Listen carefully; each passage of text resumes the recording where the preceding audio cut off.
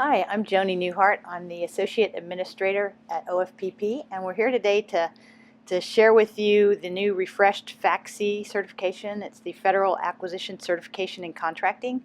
We're really excited about this program, and we think you will be too. So we want to make sure you understand all the nuances about it and the background, and let's just take it from there. But before I get started, I did want to thank all of you from OFPP for all of the work you did last fiscal year and ongoing, because we know that you worked really hard and you did some great things out there spending our taxpayer dollars wisely. So thank you very much. We do appreciate your efforts. So now on with the FAC-C. So today we're going to cover a little bit of background, and then I'm going to introduce my colleague from FAI, Tony Grayson, and we're going to talk about the specifics of the program, and then we'll let you know our contact information in case you have questions after you see this program. So a little bit of background. So those of you may recall when you were here a few years ago that the FAC-C, which is the Civilian Agency Contracting Certification, was exactly aligned to the DoD certification. And through the years, DoD added a few more courses, and we changed ours a little bit, so they got out of alignment. And so we came to a decision point maybe a couple years ago that we needed to either get back in alignment with DoD or we needed to cut and go our own way.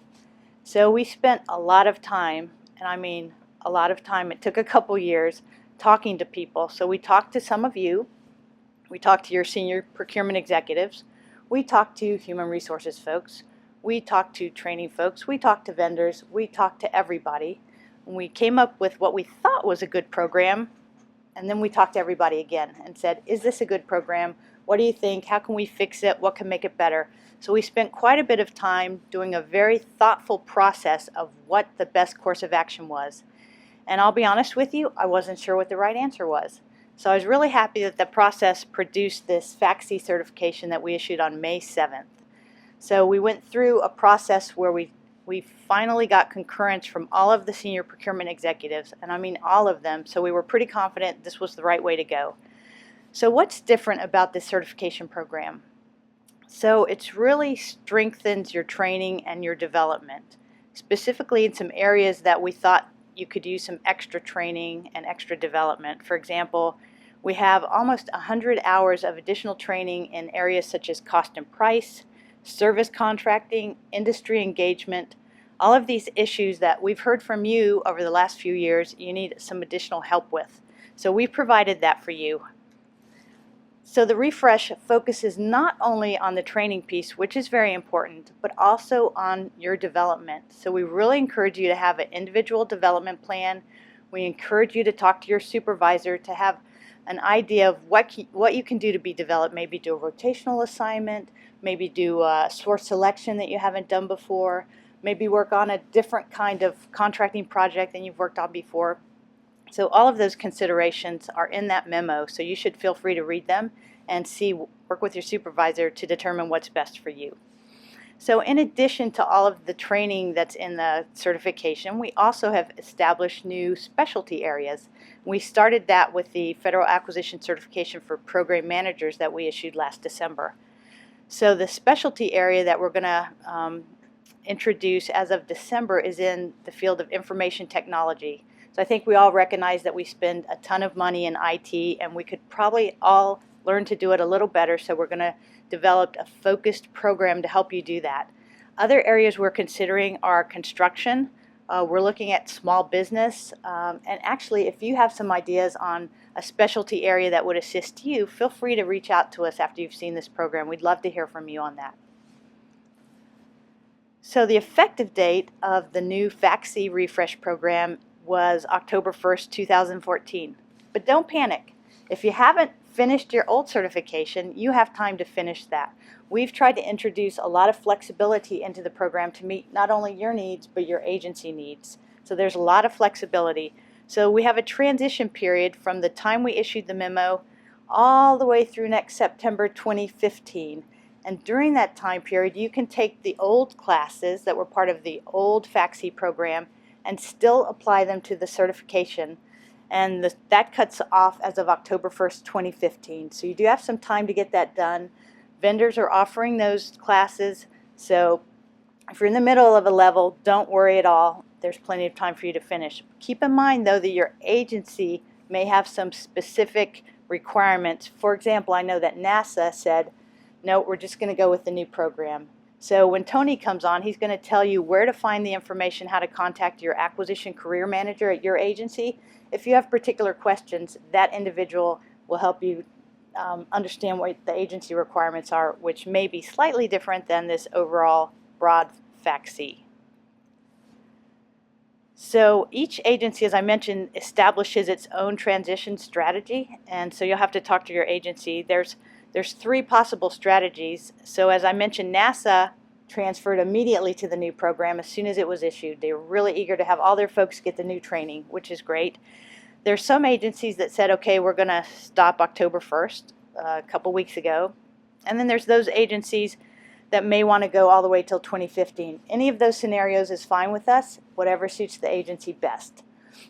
And so now I'm going to turn it over to my FAI colleague, Tony Grayson. He's the program manager for the contracting, certification, and curriculum, and he's going to walk you through the specifics of the FAC-C.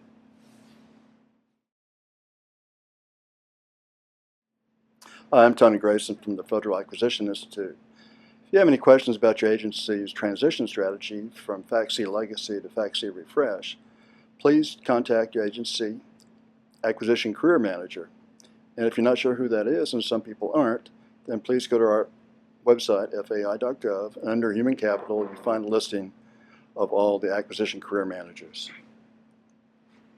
If you want more information about either of the 2 programs, FAC-C Legacy or FAC-C Refresh, please go to our website at fai.gov and look under certifications, and you'll find a lot of information, including all the information that's going to back up this briefing. Let's start off with a couple of definitions. The difference between FAC-C Legacy and FAC-C Refresh. When the OMB policy came out on May 7th, the program that was in effect at that time is known as the FAC-C Legacy program. The FAC-C Refresh program is the program that is refreshed by the May 7th OMB memo.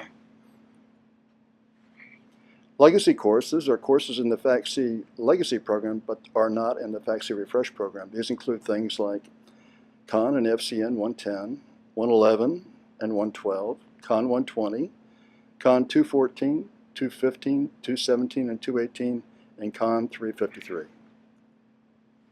Legacy courses cannot be used for certification after September 30th, 2015.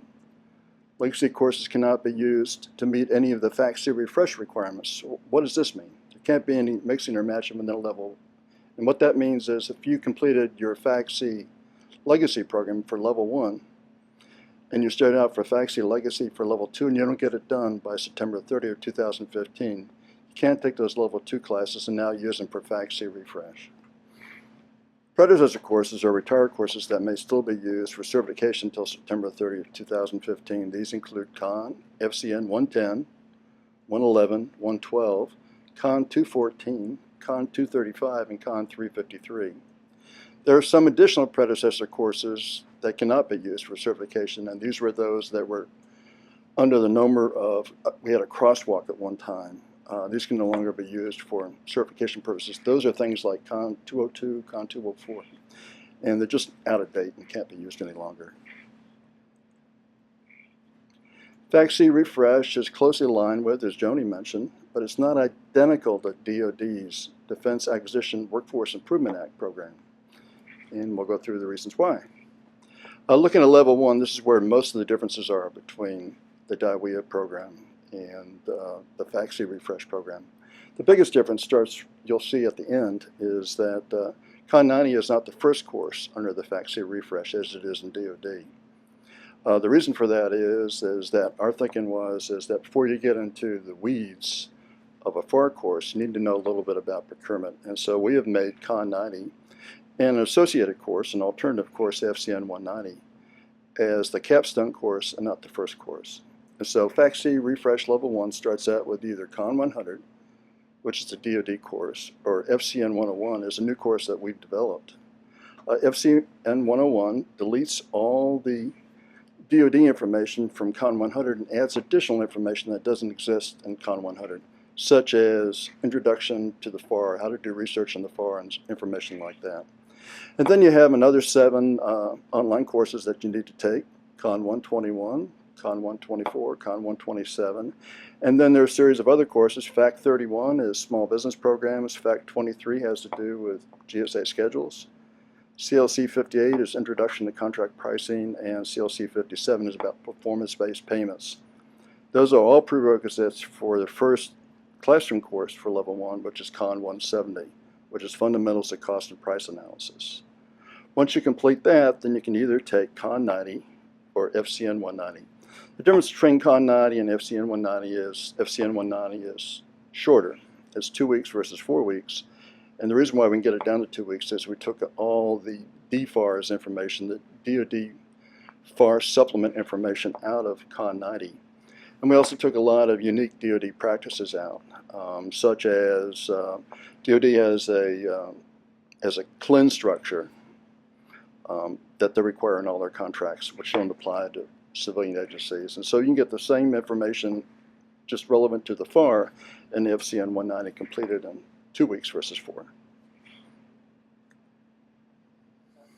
So we're going to talk about FAC-C Refresh Level 2. It starts out with Con 200, then we go to Con 216, and then there's a CLC 56, and Analyzing Contract Cost, which leads you into the Intermediate Cost and Pricing course, Con 270. Then there are a couple more online courses. One's on government property, and one's on negotiations that you have to take. And then we have the 2 capstone courses for the level 2, which are Con 280 and Con 290.